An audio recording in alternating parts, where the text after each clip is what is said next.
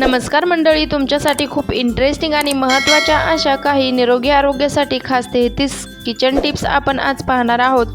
पण त्या अगोदर जर चॅनलला सबस्क्राईब केलं नसेल तर लगेच सबस्क्राईब करा आणि बाजूचे बेल आयकॉन प्रेस करा. नंबर 1. केसांचं हेअर मास्क बनवण्यासाठी कोरफडीचा गर काढून तो मिक्सरमधून केसांना लावल्याने केस चमकदार व शाईन बनतात, तसेच सिल्की होतात व केस गळती कमी होते, तसेच केसांची ग्रोथ वाढण्यास मदत होते. नंबर 2. पार्लरमध्ये जाऊन 1000 रुपयांचा फेशियल करण्यापेक्षा त्यामध्येच घरच्या घरी फेशियल कसे करायचे ते मी आज सांगते. तर तुम्ही मसूर डाळीमध्ये हळद तसेच हळकुंड बारीक कुटून बदाम टाकून ते दळून आणा व तो मास्क आठवड्यातून 2 वेळेस लावल्यावर चेहऱ्यावरील टॅनिंग निघून जाते, तसेच चेहऱ्यावर ग्लोसुद्धा येतो. तर मिक्स करताना त्यामध्ये तुम्ही दुधाचा वापर करू शकता किंवा गुलाबजलचा वापर करू शकता. नंबर 3. 2 चमचे तांदूळ तसेच 1 चमचा मेथी दाणे रात्री पाण्यामध्ये भिजत घाला व सकाळी उठल्यानंतर थोडेसे पाण्यामध्ये उकळून घ्या.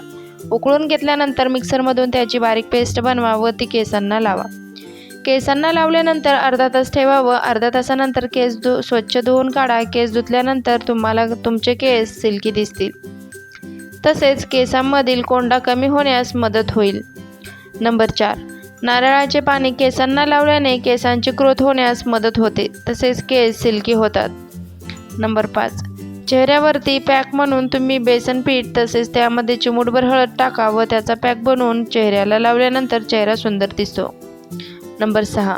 तुमची त्वचा खूप ड्राय असेल तर दररोज रात्री दुधावरची साय चेहऱ्याला लावून झोपावे, तुमची त्वचा मॉइश्चर होईल. नंबर 7. मोकळ्या वेळेमध्ये बटाट्याचे किंवा काकडीचे गोल चकत्या करून डोळ्यावरती ठेवल्याने डोळ्यातील हीट कमी होण्यास मदत होते. नंबर 8. मोकळ्या वेळेमध्ये डोळ्याखालील काळे वर्तुळे झाले असतील तर ते कमी करण्यासाठी मोकळ्या वेळेत तुम्ही डोळ्यावरती कापसाच्या बोळ्यावरती गुलाब पाणी टाकून डोळ्यावरती ठेवू शकता. नंबर 9. जर तुम्हाला पित्त झाले असेल तर रोज सकाळी आमुषापोटी कडुलिंबाची कोवळी पाने चावून खावीत. त्याने तुमचे पित्त कमी होण्यास मदत होते. हवे असेल तर तुम्ही कडुलिंबाचा पाला वाळवून त्याची बारीक पेस्ट करून सुद्धा एका डब्बीत भरून ठेवू शकता व रोज सकाळी आमुषापोटी 1 चमचा खाऊ शकता. नंबर 10. जर तुमचे नाक जाम झाले असेल, सर्दी होणार असेल तर घसा खोखवत असेल तर तुम्ही भीमसेनी कापूर बारीक करा आणि त्यामध्ये विलायची थोडीशी कुटून दोन्ही मिक्स करा व कॉटनच्या कपड्यामध्ये बांधून ठेवा. तसेच थोड्या वेळाने त्याचा वास घेत राहा. तुमची सर्दी लवकर कमी होण्यास मदत होईल. नंबर 11. हरभऱ्याची डाळ शेंगदाणे हे उन्हाळ्यात वाळवून डब्यात भरून ठेवावे. पावसाळ्यात हरभरा डाळीचे पीठ गिरणीतून छान दळून आणता येते आणि शेंगदाणे पण लवकर भाजून होतात. पावसाळ्यात डाळ व शेंगदाणे विकत आणल्यावर ते बरेच दमट असतात. डाळीचे पीठ चांगले दळून मिळत नाही, शेंगदाणे कडक भाजत नाही. पावसाळ्यात ऊन द्यायचे झाले तरी ते शक्य होत नाही.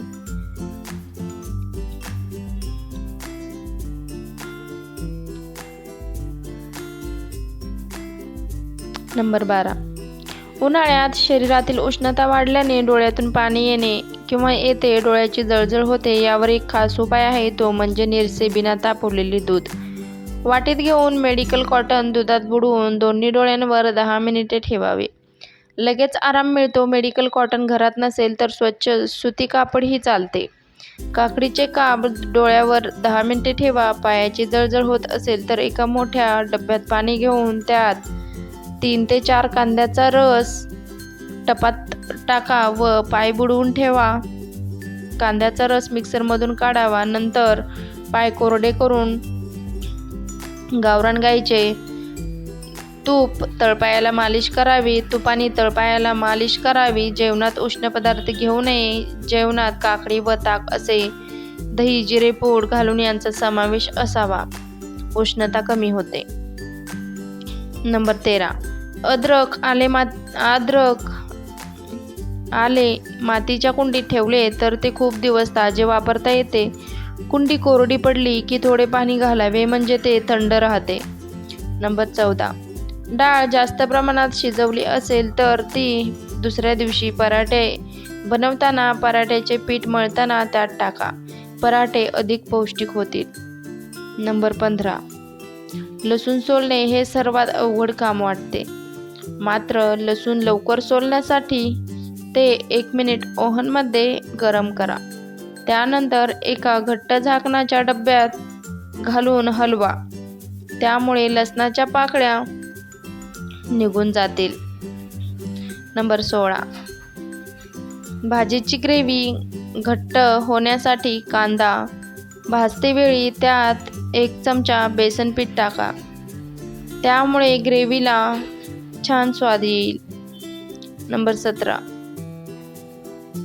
रस काढण्यासाठी घरात ज्युसर नसल्यास फळं किसणीवर खिसावी, छान रस निघतो. नंबर 18. आळूच्या वड्या करताना पाणी स्वच्छ पुसून थोडेसे तेल लावावे आणि वरून पीठ पसरावे. यामुळे वड्या चुरचुरीत होतात. नंबर 19. लाल भोपळा, कलिंगड, खरबूज यांच्या बिया कडक उन्हामध्ये वाळवल्यानंतर सोलून वाळवून साठवून ठेवाव्या. पदार्थ गार्निश करण्यासाठी त्यांचा उपयोग होतो. नंबर 20. मेथी धुतल्यानंतर थोडं मीठ लावून ठेवा, कडू लागणार नाही. नंबर 21. तांदूळ शिजवताना लिंबाचा रस घाला.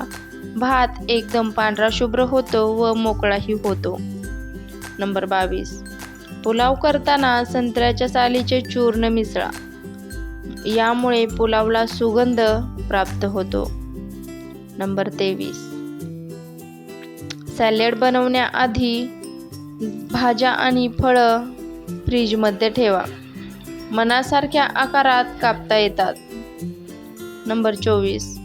रस्सा दाट स्वादिष्ट होण्यासाठी शेंगदाण्याचं कूट, नारळाचा कीस मिक्सरला करून रस्स्यात घालावं.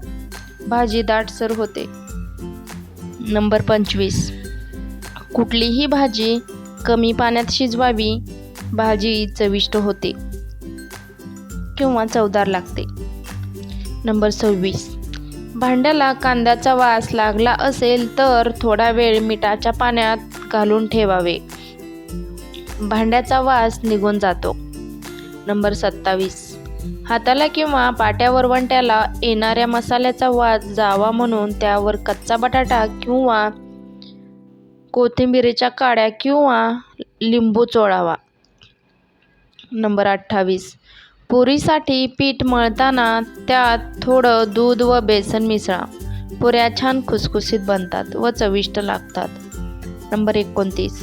मसालेदार पदार्थाची करी घट्ट करण्यासाठी त्या तिळाच्या पेस्टचा वापर करावा. तिळाचा पेस्टचा वापर केल्यामुळे मसाल्याची भाजी एकदम छान होते व चविष्ट लागते. नंबर 30.